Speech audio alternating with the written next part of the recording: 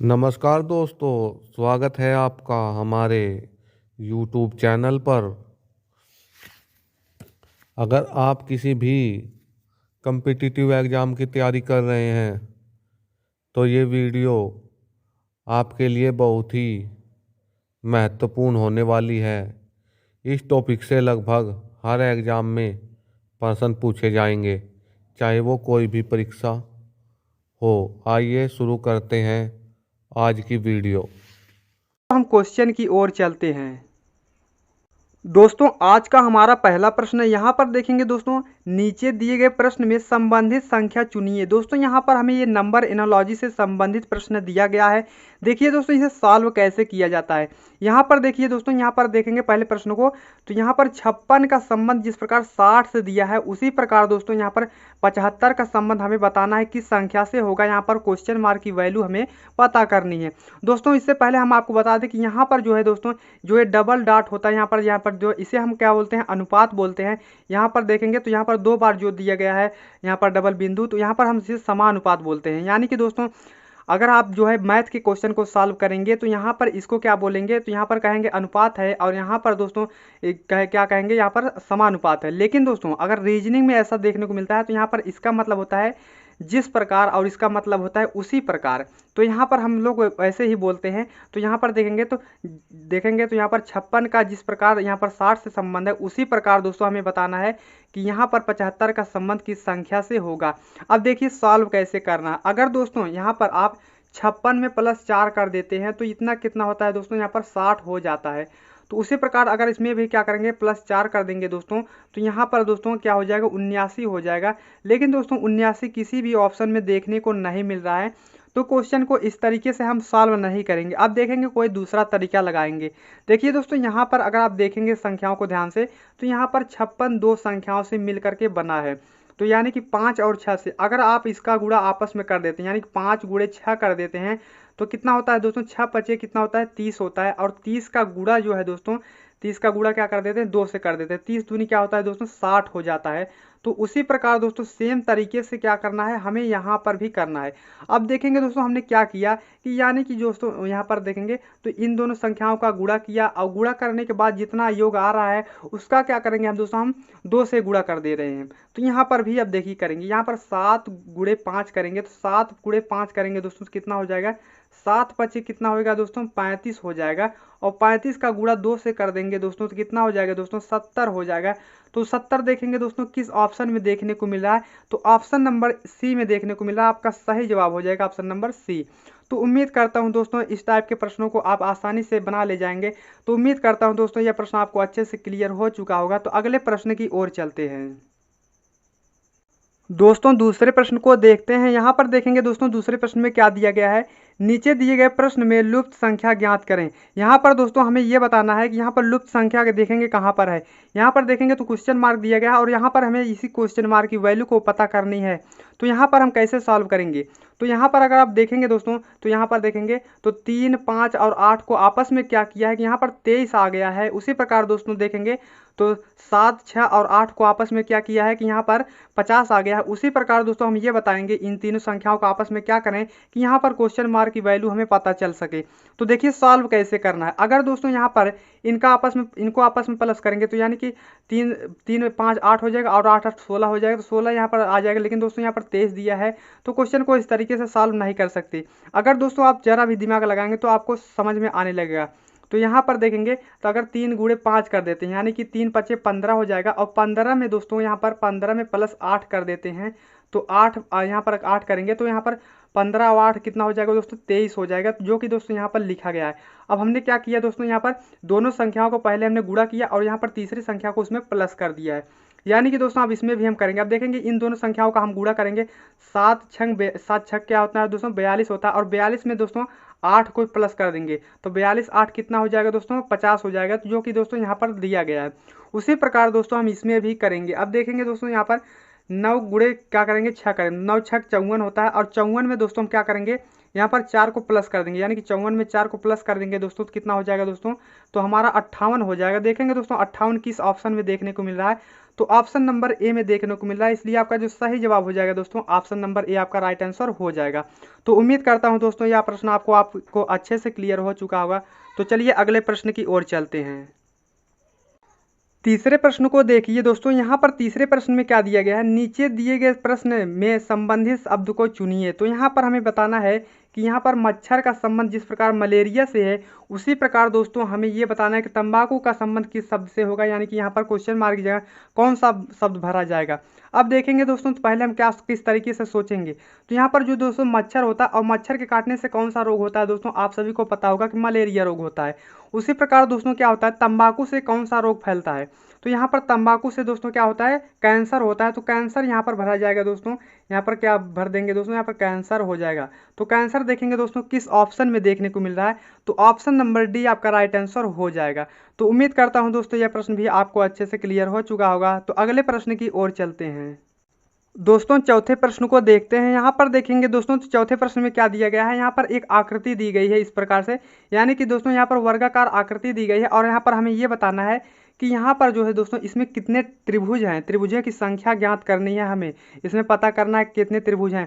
तो कैसे पता करेंगे, सबसे पहले मैं आपको बताता हूँ दोस्तों, जब भी दोस्तों इस टाइप से आकृति बनी हुई आपके सामने आती है और इसमें बोला जाता है कि इसमें कितने त्रिभुज हैं, तो सबसे पहले क्या करना है आपको, यहाँ पर देखेंगे तो पहले त्रिभुजों को हम काउंट कर लेंगे, यानी कि दोस्तों यहाँ से काउंट करेंगे 1 2 3 4 5 6 7 8, यानी कि दोस्तों इसमें 8 त्रिभुज हमें मिल रहे हैं इसमें अंदर से।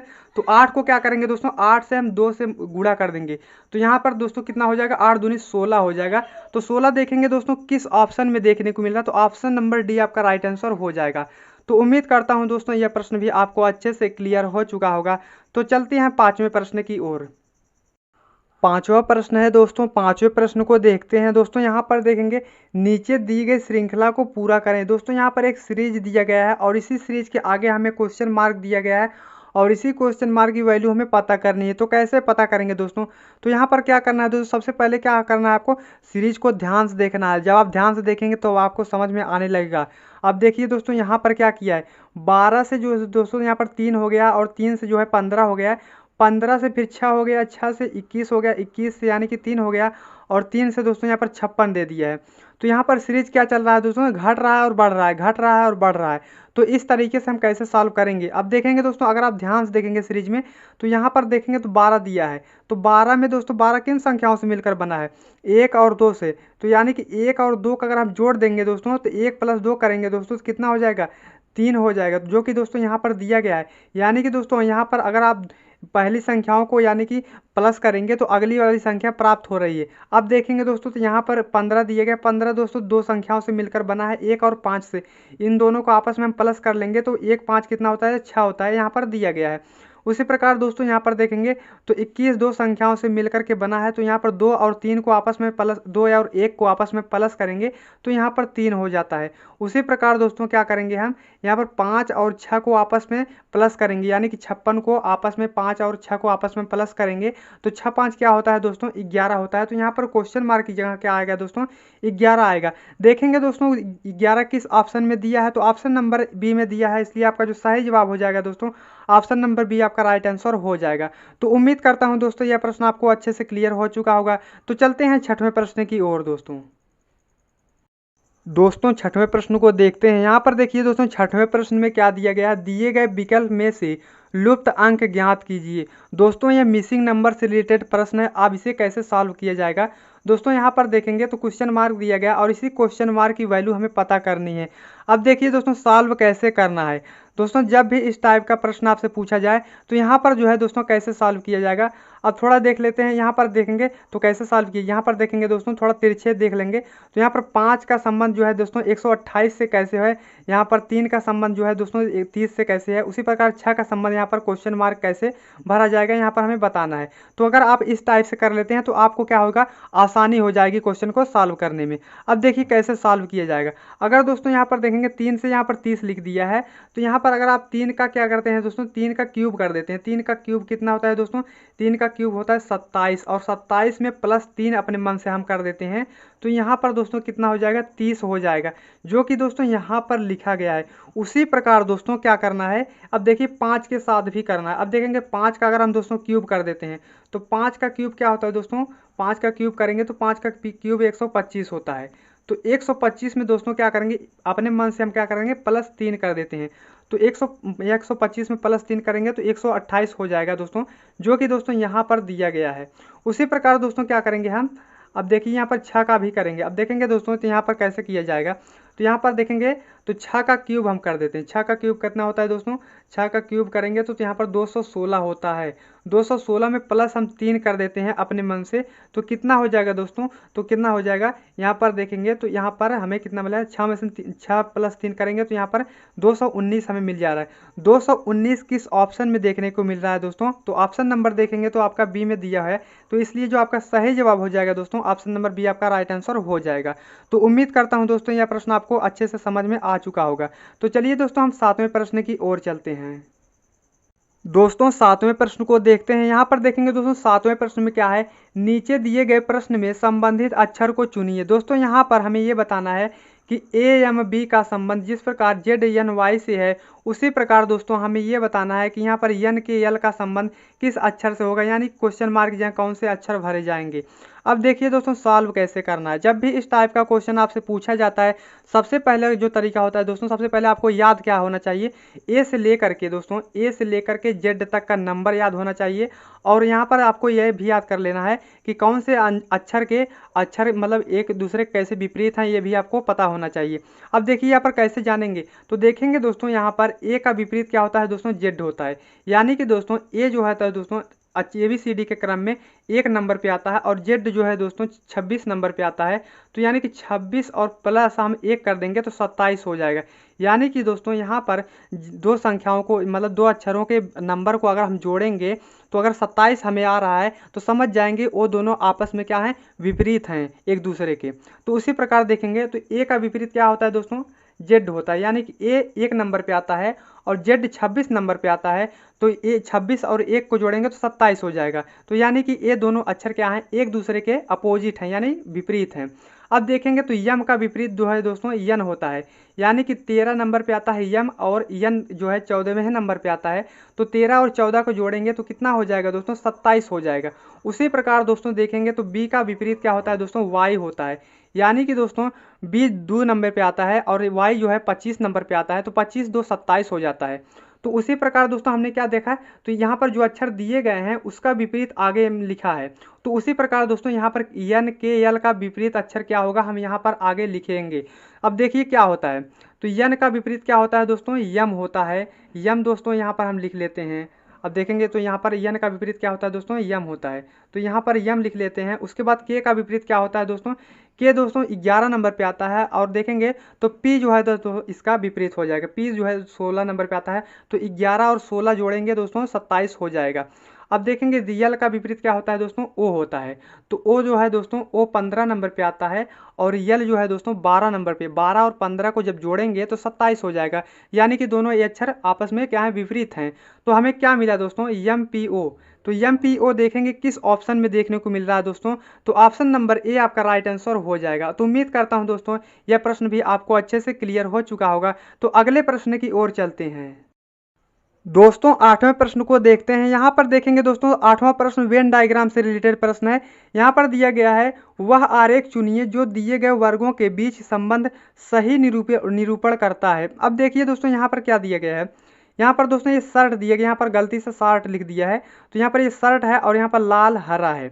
तो देखेंगे इन तीनों का आपस में कैसे संबंध हो सकता है, कैसे हम क्या करेंगे, वेन डायग्राम किस प्रकार से हम बनाएंगे, कौन सा सर्कल बनेगा। अब देखिए कैसे हम बनाएंगे। तो यहाँ पर दोस्तों जो होता है शर्ट जो होते हैं दोस्तों, ये देखेंगे यहाँ पर लाल दिया है और ये हरा दिया है। तो यानी कि ये हरा और लाल क्या होते हैं, ये रंग होते हैं। और जो शर्ट दिया है दोस्तों, तो क्या होता है, यहाँ पर शर्ट का पहले हम एक सर्कल बना लेते हैं। यहाँ पर ये शर्ट हो गया। तो यहाँ पर दोस्तों कुछ शर्ट क्या होते हैं, हरे भी होते हैं और कुछ शर्ट क्या होते हैं दोस्तों, लाल होते हैं। तो यानी कि जो है दोस्तों यहाँ पर कुछ इस प्रकार से आपका वेन डायग्राम बनेगा। देखेंगे दोस्तों इस टाइप के वेन डायग्राम किस ऑप्शन में देखने को मिल रहा है, तो ऑप्शन नंबर डी में ऐसा देखने को मिल रहा है। तो इसलिए आपका जो सही जवाब हो जाएगा दोस्तों, ऑप्शन नंबर डी सही हो जाएगा। यानी कि दोस्तों यहाँ पर किया क्या है, यहाँ पर शर्ट जो होते हैं दोस्तों, वो शर्ट केवल एक ही कलर में तो हो नहीं सकते, कुछ दोस्तों कुल अलग अलग कलर में होते हैं। तो यहाँ पर कुछ शर्ट क्या होते हैं दोस्तों, यहाँ पर देखेंगे तो ये जो है शर्ट हो गया है, और कुछ शर्ट क्या होते हैं दोस्तों, लाल भी होते हैं और कुछ शर्ट क्या होते हैं, हरे भी होते हैं। तो इस टाइप से वेन डायग्राम देखेंगे तो ऑप्शन नंबर डी आपका राइट आंसर हो जाएगा। तो चलिए दोस्तों हम अगले प्रश्न की ओर चलते हैं। 9वें प्रश्न को देखते हैं दोस्तों। यहाँ पर 9वां प्रश्न दिया गया है, नीचे दिए गए प्रश्न में विषम शब्द को चुनिए। दोस्तों यहाँ पर 4 ऑप्शन दिए गए हैं और इन्हीं चारों ऑप्शन में हमें ये बताना है कि इनमें से विषम कौन है। अब देखेंगे दोस्तों तो यहाँ पर क्या है, बाघ दिया है, हिरण दिया है और देखेंगे तेंदुआ और लोमड़ी। अगर देखेंगे दोस्तों तो ये चारों क्या हैं, जंगली जानवर हैं। तो इस आधार पे हम कर नहीं सकते, कैसे सॉल्व करेंगे। अगर दोस्तों आप देखेंगे तो जो बाघ होता है वो क्या होता है, मांसाहारी होता है। तेंदुआ भी क्या होता है, मांसाहारी होता है। और देखेंगे तो लोमड़ी क्या होती है दोस्तों, ये मांसाहारी होती है। लेकिन दोस्तों जो हिरण होता है ये शाकाहारी होता है। तो इस आधार पे हम क्या करेंगे, इस क्वेश्चन को सॉल्व कर पाएंगे। तो यहाँ पर हिरण जो है आपका सही जवाब हो जाएगा, यानी कि इन तीनों में से क्या विषम है, हिरण आपका सही हो जाएगा। तो ऑप्शन नंबर बी आपका राइट आंसर हो जाएगा। तो चलिए दोस्तों हम अगले प्रश्न की ओर चलते हैं। दोस्तों आज का हमारा अंतिम प्रश्न है। दोस्तों अंतिम प्रश्न को सॉल्व करने से पहले दोस्तों अगर आप हमारे चैनल पर नए हो तो हमारे चैनल को सब्सक्राइब जरूर करें। तो चलिए दोस्तों हम इस क्वेश्चन को सॉल्व करते हैं। सिंपल सा क्वेश्चन है। देखेंगे दोस्तों तो यहाँ पर क्या है, 8 का संबंध जिस प्रकार 64 से दिया गया है उसी प्रकार देखेंगे तो 6 का संबंध किससे होगा। अगर दोस्तों क्या करेंगे, यहाँ पर देखेंगे, अगर ध्यान से देखेंगे तो यहाँ पर सबसे सिंपल क्वेश्चन दिया है। अगर दोस्तों आप 8 का क्या करते हैं, स्क्वायर कर देते हैं, तो 8 का स्क्वायर होता है 64। उसी प्रकार दोस्तों यहाँ पर देखेंगे तो 6 का स्क्वायर कितना होता है, 36 होता है। तो यहाँ पर दोस्तों 36 देखेंगे किस ऑप्शन में है, तो 36 दोस्तों ऑप्शन नंबर डी में दिया है। तो इसलिए आपका जो सही जवाब हो जाएगा दोस्तों, ऑप्शन नंबर डी आपका राइट आंसर हो जाएगा।